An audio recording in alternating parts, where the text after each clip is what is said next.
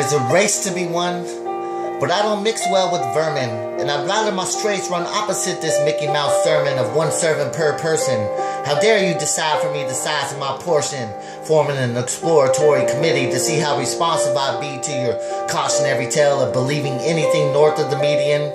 The plans you laid are too specific, and I'm already God's own worst critic, so surely you don't expect it would make sense for me to desire residence in a plain old box simply because you painted it to look an awfully lot like a picket fence with an overly descriptive sign that says, "Beware of falling stars." They may cause disillusionment in the breakout of a crucifix mind state towards moving units. My dream 9 to 5 is envelope pushing. The pay's not that great and the benefits are mostly soul-related, but I'd be the boss, so my lack of concern for deadlines and self-promotion wouldn't disturb my sleep. My reflection would respect me. No, 401k is worth my years of being a bunch of one days. There will be no runway models on private jets with hollowed-out executives blowing smoke. I'll be with my people who have always been, and our business won't be the business of this isn't personal, it's just business. Everything's under my control. It's creative.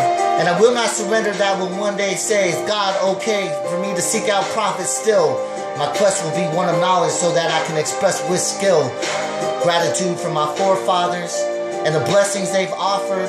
To a lesser extent, the children of a lesser God who accepted an offer less than their worth, the outskirts of my universal black market where the exchange rate for souls to dollars is 15 minutes. And I'm the unrealistic king. It's fantasy land for not aspiring to be a member of Mensa, a derivative of the capitalist agenda, a mainstay in the PTA or co-chairperson of the neighborhood watch program.